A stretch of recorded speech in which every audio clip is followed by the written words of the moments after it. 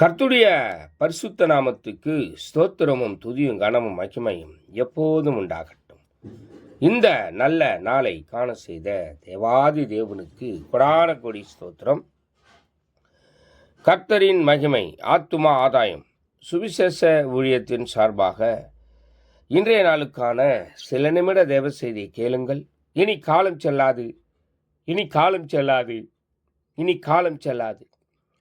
என் ஆண்டவராய் இயேசு கிறிஸ்து வரப்போகிறார். ஆயத்தமாயிருங்கள், ஆயத்தமாயிருங்கள். அநேகரை ஆயத்தப்படுத்தி ஆண்டவர் பக்கமாய் திருப்புங்கள். பக்கத்துணையாய், பக்கபலனாய் உங்கள் பக்கத்தில் இருந்து நல்ல காரியங்களை செய்து முடிக்கிற நல்லவர் உங்களுடனே கூடவே இருப்பார்.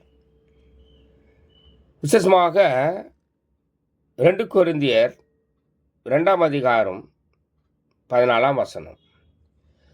கிறிஸ்துவுக்குள் எப்போதும் எங்களை வெற்றி சிறக்க பண்ணி எல்லா இடங்களிலேயும் எங்களை கொண்டு அவரை அறிகிற அறிவின் வாசனையை வெளிப்படுத்துகிற தேவனுக்கு ஸ்தோத்திரம் என்று சொல்லி, எனக்கு அருமையான தேவ ஜனமே, எப்போதும் எங்கேயும் எந்த இடத்துலையும் எல்லா இடத்துலையும் கர்த்தர் உங்களுக்கு வெற்றி சிறக்க பண்ணி உங்களுக்குள் இருக்கிற அந்த வாசனையை கர்த்தர் வெளிப்படுத்துவார். கர்த்தருடைய மகிமை மேலே இருக்கும்.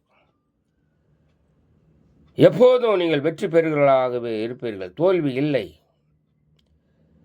தோல்வி என்பது இல்லை. கர்த்தருடைய மகிமை உங்களை பின்பற்றும், பின்தொடரும், உங்களோடு கூட இருக்கும். கவலைப்படாதிருங்கள். God bless you. God bless you.